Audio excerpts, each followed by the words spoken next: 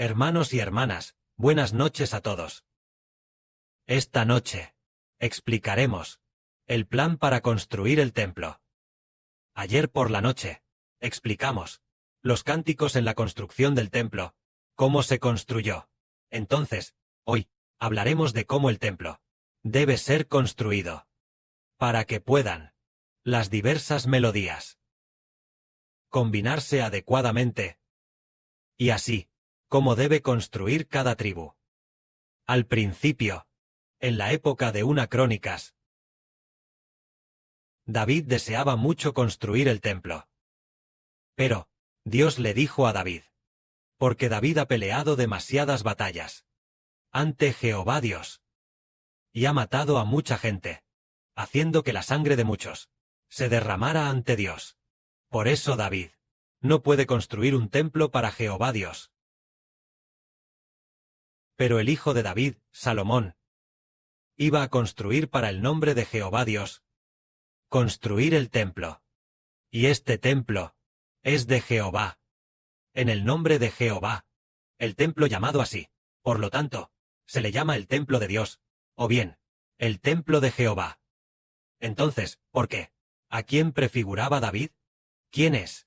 Prefigura a el Señor Jesucristo. Es decir, el David del Antiguo Testamento prefigura al Señor. Como dice la Biblia, David peleó demasiadas batallas y mató a demasiada gente ante Jehová. Mató a mucha gente.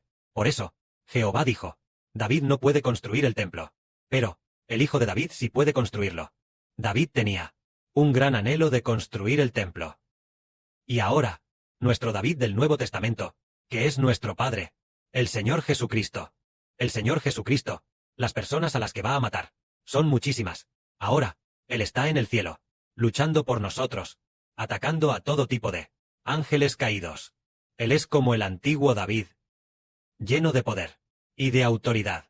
Prometió, el Padre Celestial prometió, dar el trono para reinar sobre el Israel del Nuevo Testamento.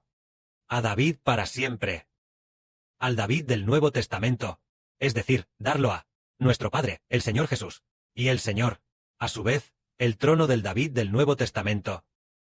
Es decir, el trono del Señor Jesucristo, se lo dio al Salomón del Nuevo Testamento, el hermano Heber. Entonces, nuestro Señor Jesucristo estará en el cielo, luchando por nosotros continuamente, un día, es decir, cuando nuestro hermano Heber y la hermana Zawan fueron perseguidos por la policía. Ese día, la policía nos llevó a la comisaría. De repente, llegaron más de 10 oficiales y policías al establo donde el hermano Heber y la hermana Zawan estaban alojados. Ese lugar. Entonces, ellos vinieron y nos llevaron. Ese mismo día, el hermano Heber también entendió que aunque vinieron más de 10 personas, el hermano Heber y la hermana Zawan estarían a salvo. Saldrían de la comisaría por la noche.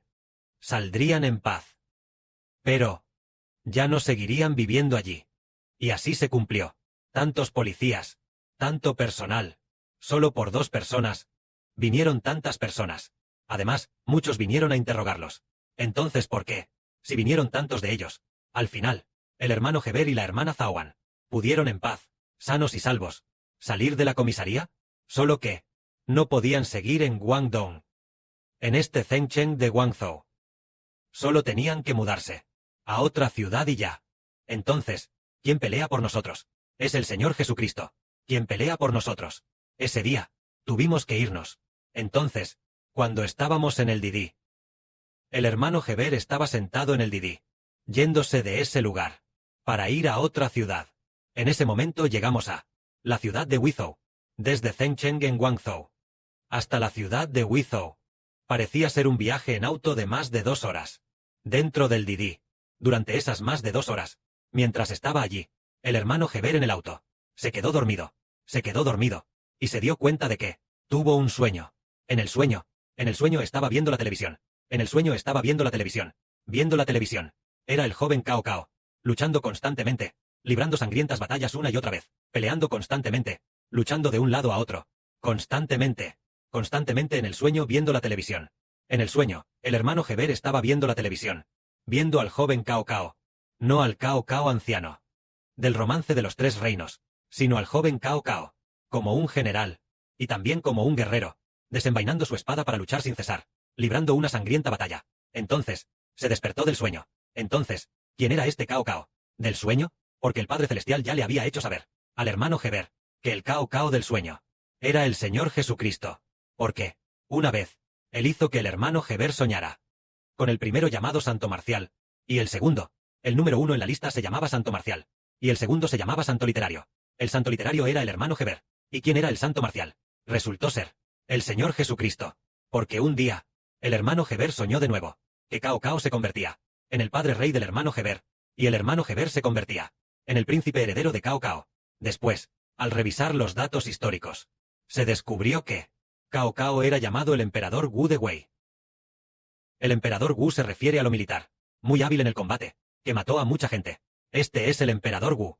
El que sucedió a Cao Cao como rey se llamaba Cao Pi. En cuanto a Cao Pi, era el emperador Wen de Wei, y eso encajaba perfectamente.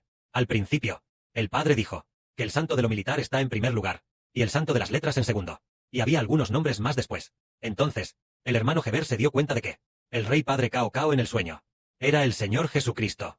Más tarde, cuando el hermano Heber, de la estación de policía, fue liberado, pero le ordenaron que debía abandonar esa ciudad. Así que, en el camino de salida, soñó con Cao Cao continuamente, atacando y atacando muchos lugares. Entonces, el Cao Cao aquí se refiere a nuestro Señor Jesucristo, quien ahora, en el cielo, lucha valientemente por nosotros. En enero de este año, cuando el régimen de Irán comenzó a colapsar, su líder supremo, en los días en que murió bombardeado, hubo una voz desde el espíritu del hermano Heber que dijo: el Señor Jesucristo hará que el régimen de Satanás colapse. ¿Acaso no fue el Señor Jesucristo quien venció en el cielo? Y por eso, hizo que la sangre de muchos en Irán se derramara en la tierra, en el año en que Putin muera. Es decir, el año 2024. En mayo de 2024. A principios de mayo o finales de abril. A principios de mayo, una voz dijo: el Señor Jesucristo detuvo una gran guerra nuclear. ¿Por qué? Putin realmente estaba a punto de desatar una guerra nuclear. En ese momento, él planeaba, cuando fuera a ascender al trono como rey de nuevo, habiendo ganado la reelección otra vez, pero entonces, iba a asumir el cargo, tan pronto como pasara la ceremonia, iba a desatar una guerra nuclear, y antes de desatarla, ya había, con el presidente de Bielorrusia, ya en un vídeo, explicado este asunto, y además, en el taller donde controla las armas nucleares, operando en ese taller. Todos lo vimos, en la televisión. El hermano Heber pensó: ¡ay, sí, es así, sí, Putin realmente asume el cargo, como cuarto presidente, definitivamente desatará una guerra nuclear! Pasaron unos días, y el Espíritu de Jesucristo dijo: el Señor Jesucristo ha detenido una gran guerra nuclear. Así, de esta manera, el 7 de mayo. Es decir, el 7 de mayo de 2024, el presidente de Rusia, la ceremonia de investidura de Putin, es decir, su quinto mandato presidencial, el día de la inauguración, él murió. La persona que estaba en la inauguración era un Putin falso, era un doble. Es nuestro Señor Jesucristo quien ha vencido en los cielos. Y así, el Señor Jesucristo es el santo de la guerra. El significado de santo de la guerra es haber matado a demasiadas personas, a muchísimas personas, porque el Señor Jesucristo, al vencer a Satanás en los cielos, y a los ángeles caídos, y al vencer a Satanás, y a los ángeles caídos de Satanás, el Señor hizo que los que pertenecen a Satanás no pudieran salirse con la suya. Siendo así, el Hijo del Señor es como Salomón, y el Señor es como David. Durante la vida de David, luchó contra muchas naciones. Luchó contra Moab y venció. Luchó contra Amón y también venció. Luchó contra Edom y venció. Luchó contra los filisteos y venció. Luchó contra Aram y venció. Luchó contra Soba y venció. Siempre que iba a luchar contra las naciones, los pueblos de los alrededores fueron derrotados por David. David completamente los aplastó. Así, cuando David gobernaba todo el país, y las naciones vecinas no se atrevían fácilmente a atacar a David. Al contrario, las naciones vecinas venían a rendir homenaje y a traer tributos. Para usar una frase de la antigua China, de la antigüedad, se llamaba traer tributos. 10.000 naciones traen tributos. Más tarde, David falleció.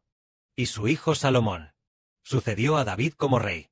Entonces, cuando Salomón asumió el cargo, Dios hizo que las naciones vecinas no hicieran la guerra contra Salomón, sino que le dio paz a Salomón.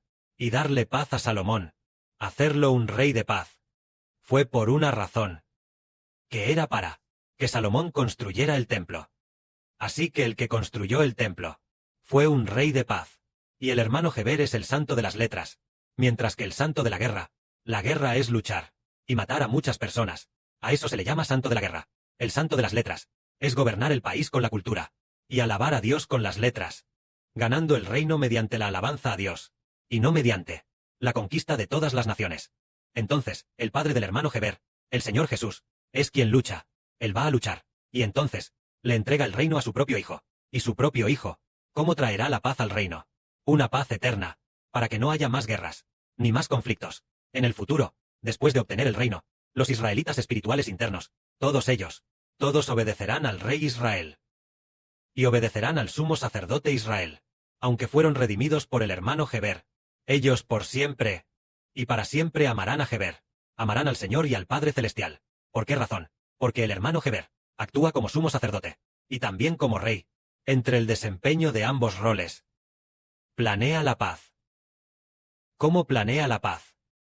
Resulta que la paz proviene de Dios y del Señor Cristo. Aquel Heber, como sumo sacerdote, planear la paz significa planear para todo el reino, la paz eterna, que todas las personas obtengan la vida eterna por los siglos de los siglos, por siempre y para siempre, y que el universo y todas las cosas tengan paz. Así es como se planea, que es alabar bien a Dios, hacer que todo el pueblo se concentre en servir a Dios, tomando el servicio a Dios como su herencia, teniendo en mente el servir a Dios. Este es el sumo sacerdote, cumpliendo sus deberes como sumo sacerdote. El sumo sacerdote es para servir a Dios. El rey es para gobernar al pueblo. Entonces, al estar en la posición del rey, gobernando al pueblo, hace que todo el pueblo actúe de acuerdo con la justicia y la equidad. De esta manera, en el futuro, el Israel espiritual prosperará, y además, se consolidará por siempre y para siempre. Esto es porque entendemos que la prosperidad y estabilidad de la nación son decididas por Jehová, decididas por el Padre Celestial Jehová. Entonces, nuestro Israel espiritual debe guardar el pacto de Jehová. Entonces, ¿con quién hace pacto Jehová? El Padre Celestial Jehová hace el pacto a través de su Hijo, Jesucristo. En la boca de todos los hijos se debe mencionar el nombre del Señor. Al hacer cualquier cosa, hacerlo todo en el nombre del Señor Jesucristo. Así es como guardamos el pacto de Dios. El pacto de Dios está en nuestra boca, y también en nuestro corazón. En nuestra boca, haga lo que haga, hacerlo todo en el nombre del Señor Jesucristo, para que Dios sea glorificado. En el corazón, aceptando siempre en el corazón al Señor Jesús como Señor, aceptando a Jesucristo como nuestro Señor, y así, haciendo todas las cosas para Jehová Dios, planeando la paz de esta manera, planeando la armonía, siendo tanto rey como sacerdote, planeando así, este reino prosperará. Entonces, como dijo el hermano Heber, el David del Nuevo Testamento, es el Señor Jesucristo. Él luchará por nosotros, para hacernos una gran nación. ¿Y nosotros, qué debemos hacer? Nosotros debemos ir a alabar al Padre Celestial Jehová, porque, a principios de este año, precisamente en Irán, cuando fue bombardeado por Trump, durante ese periodo, el Espíritu del Padre dijo, que el Padre y el Señor ya han luchado por nosotros. Debemos alabar al Padre y al Señor. En ese momento, estábamos construyendo el templo, y ahora, inesperadamente, ya es julio, y reconstruimos el templo de nuevo, lo que significa que al construir el templo esta vez, las canciones ofrecidas serán sin duda hermosísimas. Y la construcción se hace con una idea clara y una guía clara. Así, las canciones creadas por los hermanos y hermanas son adecuadas para la adoración y la alabanza. Que la gloria sea para el Padre y el Señor. Amén.